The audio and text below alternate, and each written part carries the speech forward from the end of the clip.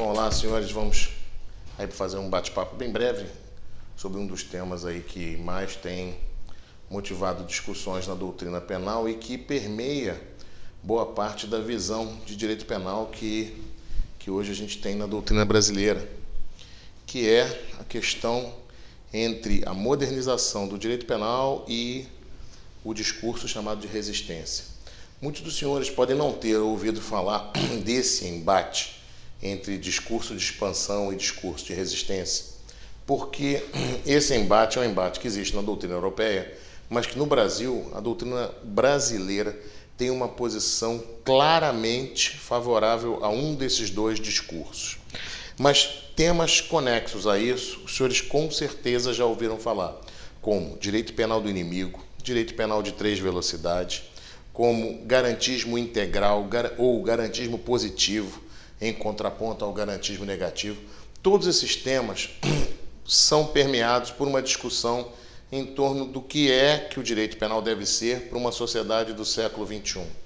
Então, na Europa, há claramente uma divisão na doutrina, tanto alemã quanto espanhola, em relação à possibilidade do direito penal se expandir para novos campos.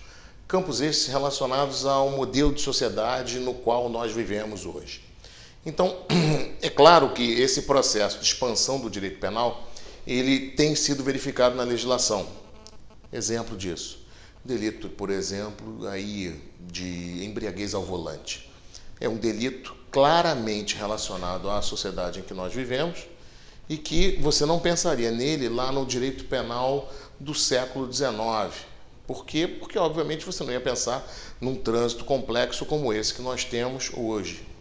Nós não pensaríamos também lá atrás num direito penal que pensasse em punir condutas daqueles sujeitos que entram num computador alheio e capturam senha, ou capturam fotos, ou o que quer que seja, como está tipificado agora aí na famosa Lei Carolina Dickmann. Então, na Europa, existe um movimento que é dito de expansão ou de modernização do direito penal, que diz que o direito penal estaria alcançando a maturidade e, com isso, ele estaria se expandindo para novos campos. Campos esses relacionados a, basicamente, aí, embora possamos ter outras hipóteses, mas basicamente a 4 situações. O chamado direito penal do risco, que diz respeito àqueles crimes em que você tem uma atividade perigosa e o legislador criminaliza condutas de perigo. Ele tipifica delitos de perigo, seja concreto, seja abstrato. E aí abre espaço para aquela discussão se crimes de perigo abstrato são inconstitucionais, se não são, como é que se interpreta esses crimes à luz do princípio da ofensividade. Direito penal do risco, o direito penal da empresa, que se relaciona aos delitos praticados por empresa, e aí temos um tema interessante a ser tratado agora no Brasil. O Brasil não se filiou ainda definitivamente a uma responsabilidade penal da pessoa jurídica, mas acabamos de aprovar uma lei que pune a corrupção de empresas. Nesse contexto aí da punição da empresa, nós estamos fazendo por hora um tipo de sanção que não é sanção penal. Nós estamos aí diante de uma situação que existe na Europa, é discutida, que são os chamados programas de compliance. Programas instituídos no âmbito das empresas para controlar a ocorrência de delitos contra o meio ambiente, delitos de corrupção, fraudes financeiras. Esses programas, empresas que tenham programas dessa natureza e que sejam programas eficazes para controlar esse tipo de crime, na Europa tem redução de pena. Isso funciona como uma redutora da pena da pessoa jurídica. Aqui no Brasil, talvez se possa utilizar isso no âmbito aí dessas novas sanções, fazendo essa mesma interpretação que é levada a cabo na doutrina penal europeia. Tá?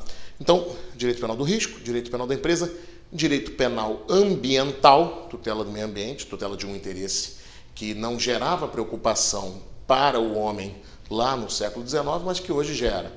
E direito penal econômico, envolvendo aí crimes contra o consumidor, crimes contra a ordem econômica, cartel, como o caso que nós estamos vendo aí da Siemens, fazendo a delação premiada lá no CAD e discutindo cartel para prestar serviço lá no metrô de São Paulo. Além disso, crimes tributários, crimes falimentares e uma série de outros delitos que, se já existiam há algum tempo, passam a ser objeto de uma releitura por parte do direito penal. Então, esse discurso que é conhecido como discurso de modernização ou de expansão do direito penal, que tem entre seus autores e defensores aí Schunemann, na Alemanha, Gracia Martin, na Espanha, esse discurso entende que o direito penal deve alcançar esses novos campos. E o próprio Hoxie admite essa situação dizendo que o direito penal vai se expandir, porque é uma tendência de que ele venha a se expandir pelo descrédito de outras instâncias de controle, mas ele vai ser cada vez mais leve, ele vai ser cada vez um direito mais humano, cada vez menos a gente vai ter sanções privativas de liberdade no sentido do cárcere. A tecnologia, diz o Hoxie, ela vai permitir que a gente faça prisões domiciliares e outros tipos de prisões e outros tipos de limitações. O cárcere vai funcionar apenas como uma hipótese residual. Esse seria o direito penal que se avizinharia aí. Em oposição a esse discurso de modernização do direito penal, existem autores vinculados à chamada Escola de Frankfurt, na Alemanha, Hassemer, Prittwitz, na Espanha, Silva Sanches, entre outros, que são refratários à modernização do direito penal. E, por serem refratários à modernização do direito penal para novos campos, eles defendem que o direito penal volte a ser o que era lá no século XIX. Em outras palavras, nós só podemos ter direito penal mesmo, com aplicação de sanção privativa de liberdade, para crimes contra a vida, liberdade e delitos violentos contra o patrimônio. Liberdade aí abrangendo, obviamente, aspectos de liberdade sexual, etc. Tá? Todos os aspectos relacionados à liberdade. Aí você vai indagar. E para tudo mais? Para tudo mais, eles não aceitam direito penal. Não aceita direito penal ambiental, direito penal para crimes contra a administração pública, não aceita direito penal tributário. Isso, para eles, deveria ser remetido para o que eles denominam um outro tipo de direito. Que eles poderíamos reunir esses direitos sob a pecha de um direito sancionador, que o Hassemer dá nome de direito de intervenção. O que seria isso? Uma mistura de direito penal com direito administrativo. O juiz criminal aplicaria sanções administrativas. O engraçado e o interessante a notar nesse tipo de discurso que quando o direito penal alcança as classes mais altas da sociedade, exatamente nesse momento surge um discurso, como o discurso de resistência, que critica toda e qualquer expansão do direito penal e que vai defender o quê? Que nós não devamos permitir a expansão do direito penal. Devemos, para esses outros crimes, trabalhar com o direito de intervenção. Então, se o sujeito comete corrupção, se ele devolver o dinheiro, isso resolve a questão. Se o sujeito cometeu um crime tributário, se ele devolver o dinheiro que ele sonegou, se ele pagar o tributo, isso está resolvido. Então, isso não seria levado à conta do direito penal. Em outras palavras, é uma visão um tanto liberal do direito penal, um tanto compatível com um modelo de Estado liberal e não com um modelo de Estado social. E por que eu disse para vocês no começo que esse tipo de pensamento era interessante você olhar com certo cuidado? Porque no Brasil ele é o pensamento que é encampado. Os senhores veem a doutrina criticando o tempo inteiro crimes de perigo abstrato, que alguns autores como Roland Refendel na Alemanha dizem, olha, onde quer que você olhe na história do direito penal, haverá crime de perigo abstrato. Dizer que o crime de perigo abstrato apareceu ontem na nossa vida aqui no direito penal é uma grande falácia. Então, quando nós percebemos isso, e você encontra aí Silva Sanches defendendo direito penal de duas velocidades. O de primeira velocidade, pena de prisão, etc. Esse é para criminalidade violenta. Já o outro, que diz respeito aqui, aquela criminalidade não violenta, a criminalidade do sujeito que é do colarinho branco. Essa criminalidade não merece sanção penal. Vejam bem um exemplo na nossa legislação.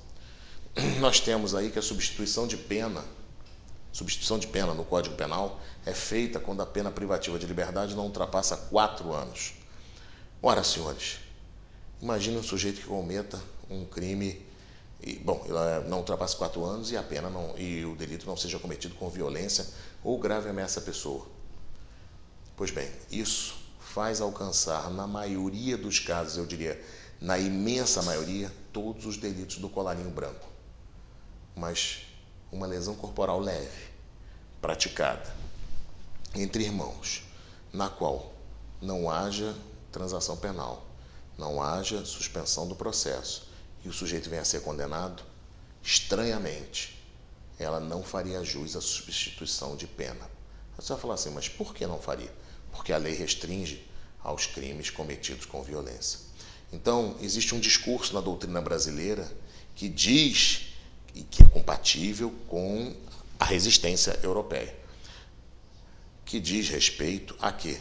Diz respeito a que não se deve punir com cadeia crimes que não sejam violentos. Veja um julgamento do Mensalão e o ministro Dias Toffoli defendendo que a pior pena é a pena que colhe o bolso do sujeito. Negativo, senhores. Porque imaginem que aquele sujeito que está condenado, se você condená-lo apenas a pena de multa, ele pode muito bem, a partir de uma arrecadação de pessoas vinculadas a um determinado grupo, cobrir as despesas com aquilo. Que tipo de sanção foi essa? Nenhuma. Então, esse exemplo e um outro exemplo agora, da semana passada, e é isso que é importante que a gente tenha em mente num curso como a FEMPERJ, que o importante é que o professor mantenha você atualizado com os debates que estão surgindo. Alterou-se o delito de quadrilha, passando a dar nome a ele de associação criminosa. Reduziu-se para 3 o requisito de agente, porém diminuiu a pena da quadrilha armada, o que alcança quadrilhas de policiais, que normalmente levam a causa de aumento da quadrilha armada. Levavam, né? Mas mais que isso, mexeram no tipo penal para colocar uma expressãozinha seguinte: associarem-se mais de 3 ou mais pessoas com o fim específico de cometer crimes. Isso parece uma modificação banal, parece uma modificação sem razão, porém, senhores, existe uma autora em São Paulo chamada Heloísa Estelita, professora da PUC, que defende a impossibilidade de quadrilha para crimes econômicos. Em outras palavras, não existe quadrilha para crime do colarinho branco. Para crime de rico, não existe quadrilha. Quadrilha para crime de pobre. Há um artigo de um autor lá de São Paulo, de um advogado de São Paulo, que chega a defender que o escândalo nos crimes do colarinho branco é provocado pelo Ministério Público e pela polícia, e não pelo empresário que comete o crime de maneira silenciosa. Então, o projeto foi aprovado. E claramente nós estaremos diante de um debate se pessoas que são associadas para tomar parte numa sociedade se podem cometer quadrilha ou não. Digo para vocês que o Mirabete dá a resposta disso há muito tempo. Mirabete dizia que pessoas que fazem parte de um grupo, de um escritório, de um grupo empresarial, podem muito bem se associarem e cometerem crimes de maneira reiterada. Em outras palavras, se hoje 3 pessoas se reúnem na gestão de uma empresa e entabulam que elas vão cooperar para a prática de diversos crimes ao longo do tempo, não há razão para que não se reconheça ali uma associação criminosa, pois o que realmente é relevante é as pessoas estarem associadas ao longo de um tempo praticando delitos, o que caracteriza o crime. Então, isso é, na verdade, uma pressão por parte de quem? Dos detentores do poder para que não se criminalize a conduta deles no âmbito da quadrilha. Deixa a quadrilha para o criminoso violento, que é aquele cara que faz o crime arcaico, que é o pobre. Não vamos nos iludir com essas pretensas versões de que, na verdade, melhorou-se a redação. Não, senhores. Por debaixo da alteração, há uma intenção clara de eliminar a possibilidade de quadrilha para a criminalidade empresarial. Então, compreender direito penal nos dias de hoje é você compreender que a nossa doutrina, leia-se, dos Flávio Gomes, que sustenta a inconstitucionalidade dos crimes de perigo abstrato, César Roberto Bittencourt, que sustenta toda a sorte de inconstitucionalidade no direito penal, Juarez Cirino dos Santos, Juarez Tavares, são todos autores que têm uma postura ligada ao discurso de resistência, ao passo que poucos são os autores brasileiros que eles têm uma visão ligada muito mais a uma possibilidade de expansão do direito penal e uma postura de equilíbrio, que busque aí, como em qualquer sociedade, um equilíbrio entre o interesse individual do criminoso, de não ser punido, e o interesse da sociedade na proteção de bens jurídicos.